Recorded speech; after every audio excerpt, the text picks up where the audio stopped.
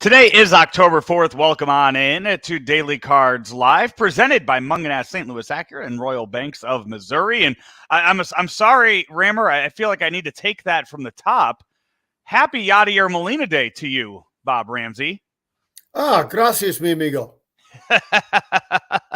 As people heard in the celebration on Sunday, the city of St. Louis has proclaimed that today, October 4th, is Yadier Molina Day for his contributions to the city of St. Louis during his career. So hopefully you go out and you celebrate accordingly. I think so too. Go throw out some runners. That would be nice. No word yet if Yadi is going to be in the starting lineup tonight in Pittsburgh for his special day. In fact, we don't know any of the lineups yet for the game that starts here at 5:35 Central Time. Dakota Hudson will be on the mound though for the Cardinals against JT Brubaker, as the Cardinals have a 2-game losing streak, but at this point, wins and losses at this point in the year really don't matter. They're all set. It's time to just make sure everybody's healthy, everybody's right, and sit and try to figure out who the hell you're going to play on Friday, right? Yeah, well, it's down to 2. The Phillies eliminated the Brewers last night. I do miss that the Brewers are out, even though they technically could tie the Phillies, but they went to the tiebreaker instead of the 1-game playoff. Mildly disappointed, but with the expanded playoffs, they had to do it. There's just no way, because you could end up with a 4-way tie, and then what are you going to do? Play for a whole – I mean, I get it. I'm not mad about it, but I will miss those extra, games 163. If there was a way to just have 1 or 2 scenarios where you had game 163, okay. Maybe if it was for the division or, that's just having a 4-way tie, as you mentioned, that's too much. That's, having to figure that out is a little too much.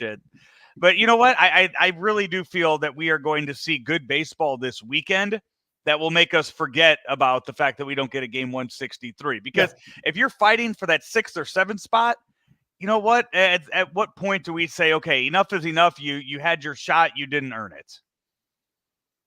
I don't even go there. I just think that's just the rules we're playing by. And, that's just the way it goes. And the odds for the Brewers winning 2 and the Phillies losing 2, that's longer odds. We've seen those kind of things happen. So I kind of miss that. It was just kind of an aside thought. I'm not worked up about it. No, and I get that too. And I'm just, I just think it's similar to, right now the NCAA tournament's at 68 teams. Are you really upset? If you're not the 69th team to get in and you're 1 in, 1 out, right. You can find those games on the schedule that you lost that would have pushed you in. And I'm sure the Brewers right now can look at the games that they lost, or maybe the players they didn't trade for that cost them a chance to be the 6th seed here in the National League wild card. Last thing for me on the Brewers is it's pretty clear that they had a little bit of a rough July at the back end of the bullpen. They thought Devin Williams was the answer. They panicked and made the move they didn't need to make instead of getting another hitter somewhere. And that cost them. I think this one's on the front office in Milwaukee. I really do. Yeah, I would 100% agree. And now we sit and we wait to see if Craig Counsell has a job after this season. Maybe find that out over the next couple days as the season will wind down for tomorrow. We do know that tomorrow all the games across all of baseball will start at the exact same time. Baseball's been doing this, I believe, since 2012, as baseball tried to capture the magic that they had back in 2011 as that season ended and so many things were happening at the exact same time, and baseball said, you know what, everyone's going to play at the exact same time and we're going to see if we can recreate this. So first game starts at 3 p.m.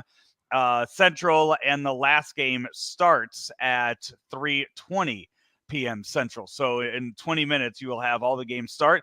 But unfortunately, we already know all 12 playoff teams. So there is no possibility of a team, playing in or playing out. But there could be seeding, and that's, as you mentioned, we're down to 2. The Phillies now are 1 game back of the Padres for that 5th wild card. You look at this, they may be happy, And that's the thing that we were talking about yesterday. You get that fifth wild card spot. That means you have to go through Jacob deGrom and Max Scherzer, and then if you get through them somehow, then you have to face the Dodgers. You're not winning anything by being the fifth seed. I think you're right. I think I don't see the Phillies tanking, but they certainly could approach it like, anybody got any ouchies? Almost like you've clinched, which they did a spot. But you don't have to grind to move up to go play either the Mets or the Braves. Right. And so let's give everybody who needs a day another day. Let's use Tuesday and Wednesday to set our pitching up for Friday. Yeah, and that's what the Phillies are doing right now, as it looks like, according to John Denton reporting earlier, it's going to be Zach Wheeler starting game 1 and Austin Nola starting in game 2. And Wheeler has faced the Cardinals twice this year and has been incredibly dominant against them. 14 innings pitched, not a single earned run allowed. And I'm sorry, I said Austin Nola. That's the catcher for the Padres. His brother Aaron Nola is the pitcher for the Phillies, who the Cardinals beat this year, 1-0 against. So it's no easy task, either way for the Cardinals. No, so we'll talk more on Thursday about who the Cardinals are facing and break that all down. It is funny, the lineup nerd here. The Phillies lineup is really dangerous and loaded with players. I just think the construction of it just drives me crazy, and things will probably kind of even out for my nerd brain with Castellanos in there every day. So we'll see how that goes. But I just haven't been able to get my head around Schwarber as the leadoff guy when his on-base percentage is well below his career. I mean, it's just not very good. But anyway, we'll talk about that on Thursday.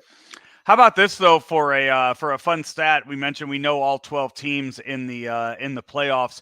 Rammer, a big thing that I like to talk to my young kids about, the thing that I emphasize the most out of anything, is hit the damn ball. Do not strike out. Hit the ball. Put the ball in play. Make the defense do something. Make them get you out. Don't get yourself out. How about this? Of the top 6 teams that have struck out the least this year in all of baseball, 5 of them will be playing in the postseason this year. It's what I've been saying ever since advanced metrics came into play. Yeah. It's the way to play baseball. Yes. Yeah.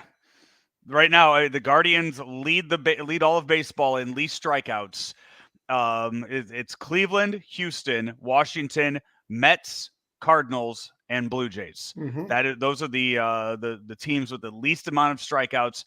5 of them are playing in the postseason. One of those teams had Juan Soto for half the year, who also doesn't really strike out all that much. No. So that kind of that probably helped them having him in the lineup. It's you know what, it is a simple game when you really do break it down. Cardinals last night, we saw them we saw Albert Pujols hit home run number 703, Rammer, and in doing so, he passes Babe Ruth for most RBIs of all time. It is absolutely incredible to think that that last night we got to witness somebody break a record or break a mark set by Babe Ruth in the game of baseball, now only trailing Hank Aaron. I mean, it's, you know, we knew he was a legend, but when you actually put his name side by side with legends and put the numbers up there, it really just makes it so. It really does. It makes you realize what we're watching here in the moment. It's one of the fun things with Albert and with Aaron Judge having their names, you know, going after numbers that Ruth had established and doing it in really tremendous seasons. It's not some kind of fluke deal, and it's really made it special. Back to the Cardinals, though, I was mildly annoyed last night that a couple of shabby plays, both on the bases. When Nootbaar went on contact, he misjudged a ball. He thought it was going over the pitcher, and he got thrown out at home. If you're a playoff team, you can't do that. you got to have better judgment. It was a mistake, but what do coaches and managers always tell you? Physical mistakes you live with. Mental mistakes, you got to stop it right now. Mm-hmm. The other mental mistake was by Kisner. He conceded a play. It happens all the time. You've seen the play. By the time you're in the big leagues, you've seen given plays thousands, hundreds of thousands of times. He was going to be forced out at second base, but guess what? They didn't complete the play. He just gave up, ran through the base instead of sliding. They dropped the ball, picked it up, and tagged him. That's bad baseball. That's another mental error that can't be excused. And it's easy to understand because you're playing games that don't matter. Hopefully, Ali used that as a point to say we cannot have mental mistakes as we get ready to go into postseason. And plus, too, it's, as a player, that's one of those things that if you have any pride in the game, that's an embarrassing play. Yeah. When it could have been avoided, and then you just look foolish being tagged out after not hustling or not really seeing the play through. That's one of those where you look at yourself and you go, all right, I don't want that to ever happen to me again. I'm going to make it a point not to. Or, you know what? You just don't care, and that just becomes who you are as a player, and everybody sees it often. By all accounts, Nootbaar and Kisner are not that kind of player, and I'm sure they'll take it to heart. Maybe it's more experience for Newt. Maybe he just got overly excited and simply misjudged the ball back the high hopper that he thought was going over the pitcher.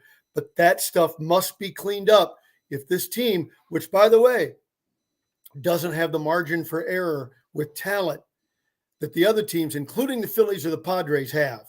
They've got to play clean, mistake-free baseball if they're going to win.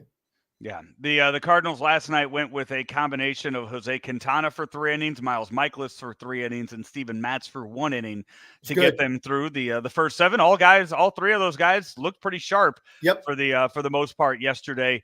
And then once things got handed into the bullpen, it got a little shaky. And with the possibility of Jordan Hicks coming back in the postseason and looking at some of the other options, maybe Hudson, maybe Wainwright, Flaherty maybe being in the bullpen too, I think you might start to wonder what Andre Palante's role might be in the bullpen, if there is a role for Andre Pallante in the bullpen this postseason. I think probably we could name 4 or 5 guys that have to wonder. Yeah, and it includes Pallante. Which is a shame because he has been on this team since opening day and has pitched well and has been a huge part of their success this year in the multiple roles they have had him pitch in. So the fact that you're sitting here now at the end of the year and going, you know what, maybe he's run out of steam. This is the most he's probably ever pitched inning-wise in a year or quite some time. So it sucks, but that's how baseball goes. And I don't know if it's a good assumption to think Wainwright would automatically take his place. I think he'll be on the roster. How they use guys remains to be seen. I think on Thursday we'll get a handle on what they're going to do or what we think they ought to do, and kind of set up what we think the rotation will be and the bullpen, and we'll see how close we are.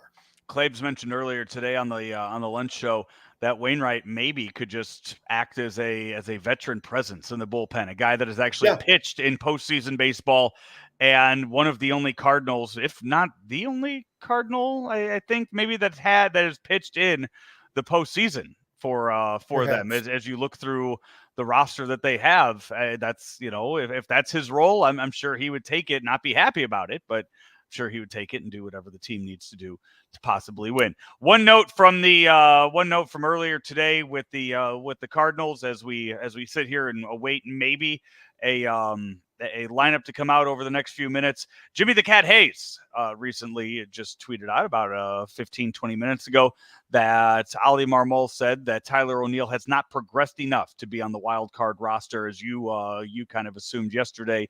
So maybe he's ready to go. Yeah, October 11th is when that second round starts. So maybe. So you have to assume Dickerson and Yepes in left, Carlson in center, Nootbaar in right.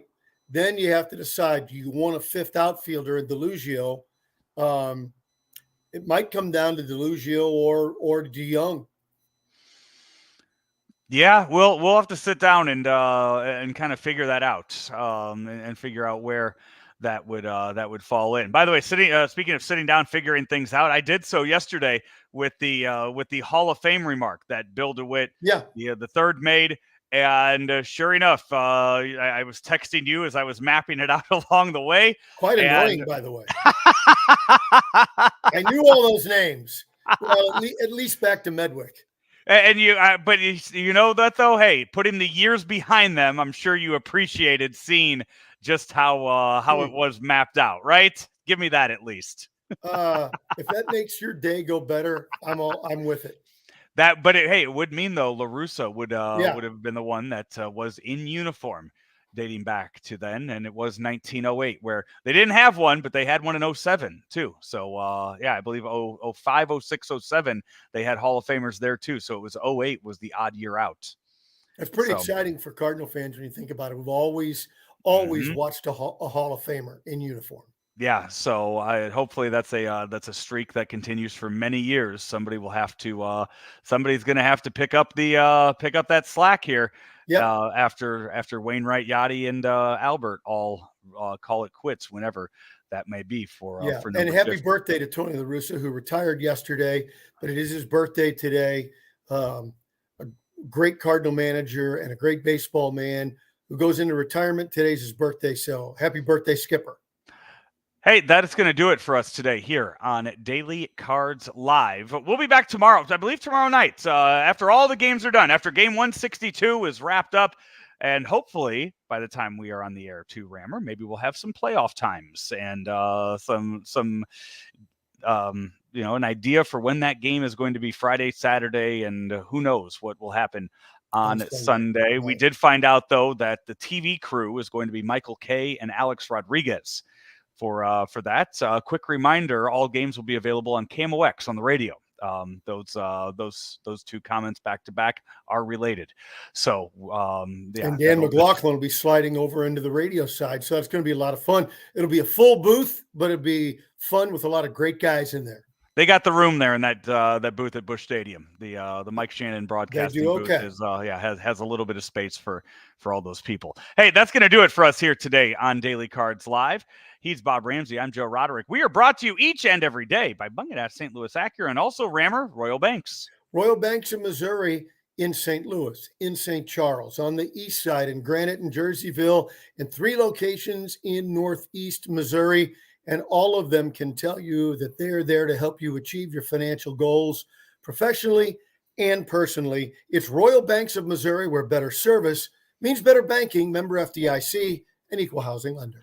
Talk to you tomorrow once all the games are done right here on Daily Cards Live each and every day during the postseason, only on ClaibsOnline.com. St. Louis Acura has an unbeatable selection of new cars arriving daily, like the all-new 2023 Acura Integra. We also have a great selection of over 200 pre-owned and factory precision courtesy vehicles with finance rates as low as 1.9% for 36 months with approved credit. And we've added Saturday service hours to our newly renovated service facility. Don't forget, we'll buy your vehicle here at our dealership or from the convenience of your home. St. Louis Acura, better than ever for you.